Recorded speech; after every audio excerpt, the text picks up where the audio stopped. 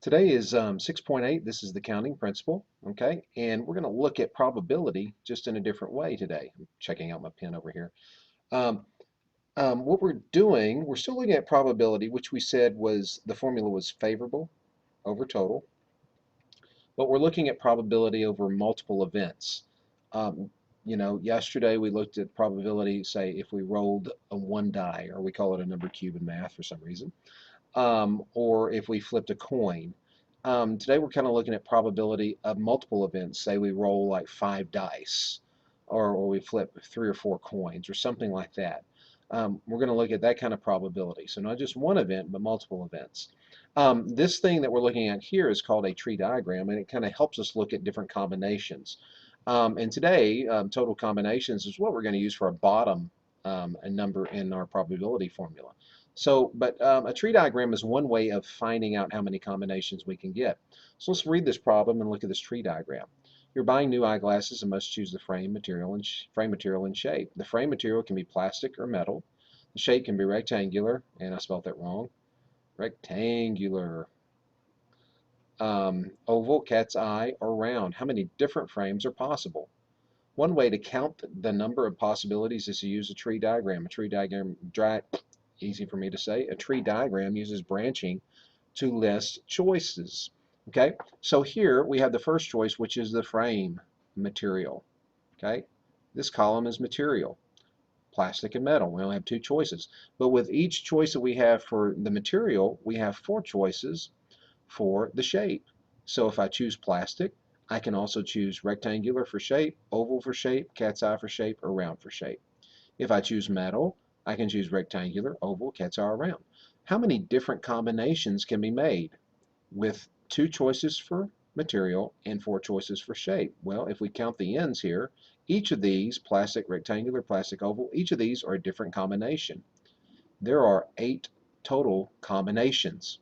So suppose all of these combinations were in a bag. What would be the probability I choose plastic oval? Well, there's only one plastic oval in all of the 8 combinations. That would be a 1 over 8. What would be the probability I choose plastic frames? Well, how many do I have? How many combinations do I have of plastic?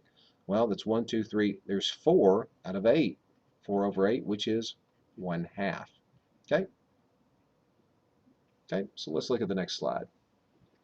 A quick way to count the number of possibilities displayed in a tree diagram is to use the counting principle. So in the tree diagram before, we had 2 choices for the frame material and 4 choices for the shape. Well, we saw that there were 8 combinations. Without doing a tree diagram, we could actually just multiply. If we have 2 options here, 4 options here, if we multiply it, it will give us how many options we have total, or how many combinations we get from that. So in fact, we would get 8 combinations. Without having to do a tree diagram, we can see that.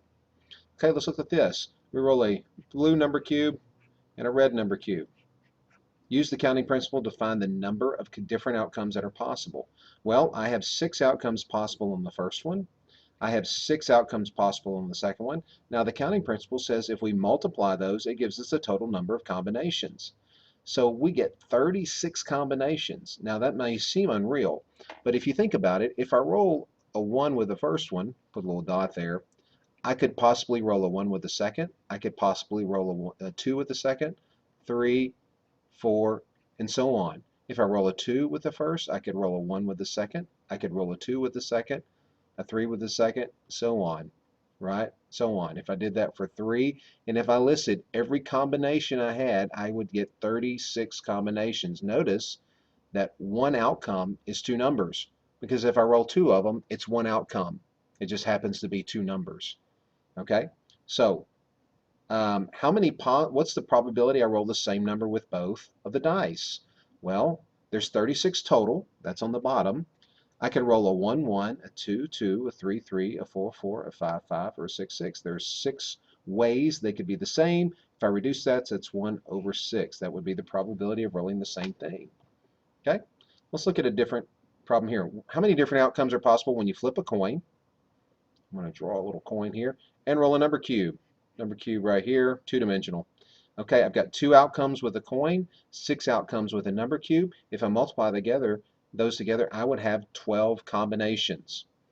Okay, so I would have a heads with a 1, heads with a 2, heads with a 3, heads with a 4, heads with a 5, heads with a 6.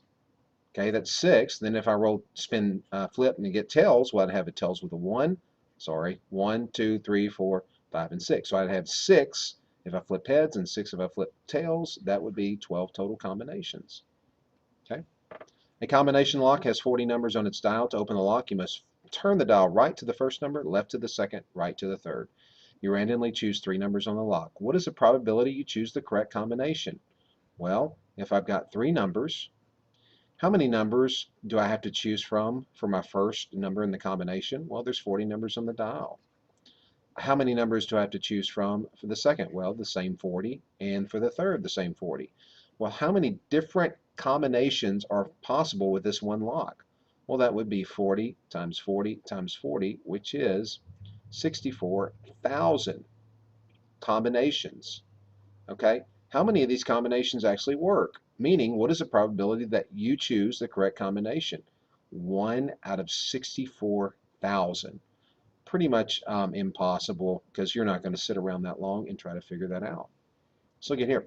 Look at these problems. Use the counting principle to determine the number of possible outfits that can be made using one of each type of item from the articles of clothing listed.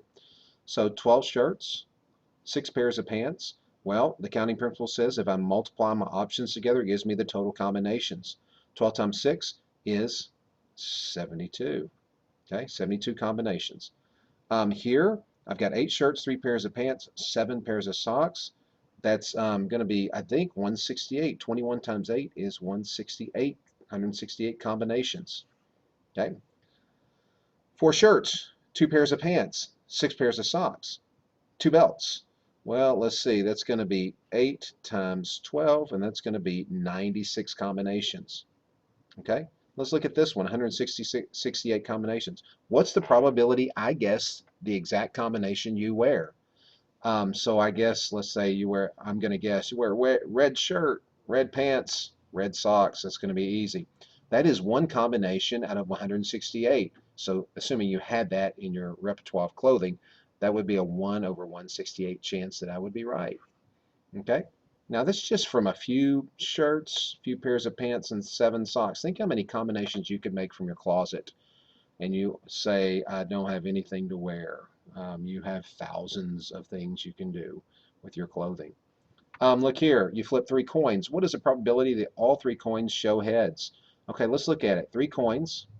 Here's coin 1, coin 2. Hopefully they're all the same size. Coin 3. Okay? How many outcomes are possible with the first coin? 2. How many outcomes are possible with the second? 2. And the third, 2. How many total combinations can we get flipping 3 coins? Well, it's 2 times 2 times 2, which is 8. Okay? Now, how many outcomes show all heads? Well, only 1. Okay? Remember, all of the outcomes are 3 coins. I could have a tails, tails, tails. That's 1 outcome. I could have a tails, heads, tails. That's 2 outcomes. I could have a tails, heads, heads. Okay? And then I can have a tails, tails, heads. That's 4 different outcomes. But remember, each outcome has 3 because it was 3 coins flipped. So if they all show heads, that's 1 out of 8. Okay, look at this. You spin a spinner with 12 numbers twice. What is the probability you spin a 2, then spin a 3? Okay, well, if I spin the spinner with 12 numbers once, that's 12 outcomes. But if I spin it twice, that's 12 times 12 combinations, which is 144 total combinations. So this is a combination. What's the probability I spin a 2, then a 3? This is one combination out of a list of 144. So that would be 1 over 144. Okay, 1 over 144.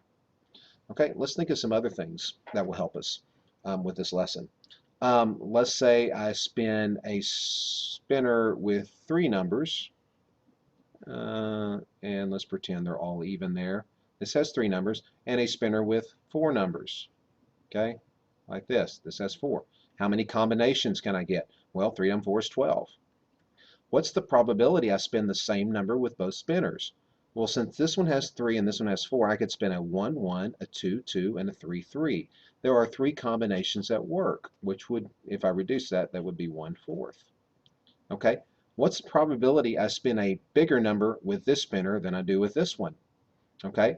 Well, if I spin a 3 with this one, I could spin a 1 or a 2 with that, right? So 3, 1 and 3, 2 would be 2 combinations that would work. 3, 3 wouldn't and 3, 4 wouldn't. If I spun a 2 with this one, I could spin a 1 with that one. 2, 1 would work, but that would be it. 1, if I spin a 1 with this, and I can't have a number greater than that. How many combinations work for me? 3 out of 12, which is 1/4. And that's a problem with spinners. Let's kind of look at a problem with like numbers or passwords. Okay, let's say I've got a 3-letter password, all lowercase. How many lowercase letters are there in the alphabet? 26. You choose the password, so you have 26 letters to choose from with the first character, 26 to choose from with the second, 26 with the third. Okay, I don't have my calculator with me, or I do this, but how many different passwords could you get with 3 characters and choosing 26 letters for each character? Well, you would multiply those 3, and that would give you the total number of passwords available to you. Okay, what's the chance somebody would guess it? It would be 1, because 1 works, over that number. So get phone numbers. Let's say 7-digit phone number. Okay, how many digits are available to choose from with each number in a phone number? Well, 0 through 9, right? Well, the first one's not 0, but we're going to pretend it will be. So I have 10 with the first, 10 with the second, 10 with the third. In other words, each of these digits are selected from 10 digits, 0 through 9. 10 for the fourth, 10 for the fifth, 10 for the sixth, 10 for the seventh. How many phone numbers are possible with 7 digits? Well, it's this time this time this time this time this, blah, blah, blah. So it's 1, and that's going to be 7 zeros. 4, 5, 6, 7, and that's 10 million. What's the probability you guess somebody's phone number at random? Well, it's about this. We're going to assume maybe you know the prefix or something like that, but just assume you have no clue. And you don't have to know the area code. It would just happening to guess 7 numbers, 1 out of 10 million. In other words, probably not going to happen. Okay, there are people who play lotteries. Now, I don't know anything about a lottery, but just say you had to pick, um, say 5 numbers or so, and they were between 1 and 50, and you had to pick the winning number. Okay, so you had 50 numbers to choose from here, here, here, here, and here. And there's only one combination that works. Well, what is the probability? Well, it's a pretty big number. And again, I don't have my calculator, but just with 5 numbers here, if you multiply that out, um, you're going to have a pretty large number on the base here. That's a pretty small chance that you would guess that number, okay, correctly. Um, but as we've talked about with looking at creation in the Bible, you have a better chance of winning the lottery over and over mathematically than you have a chance of evolving from a single cell organism. Mathematically, the odds are totally against it. And again, even though this probability is so, I mean, there's such a small chance of even winning the lottery, much less winning it over and over again. You have more of a chance of doing that, and it's not even close, than you had ever had a chance of evolving from some single cell organism. But our time's about up, and that about deals with the counting principle. Remember, we're still using favorable over total, but we get our total from multiplying the number of choices we have with each thing that we're doing, like with coins or with numbers or passwords or anything like that. So the bottom number is gotten from multiplying each thing out. Okay, and then the top, we're still looking. The top is the combination that works. How many different combinations work for us? When you're talking about passwords or combination locks or phone numbers, there's only one that works. One combination works. The bottom number is obtained, the total number of combinations is obtained by multiplying your choices together. Okay, and that pretty much sums up this lesson.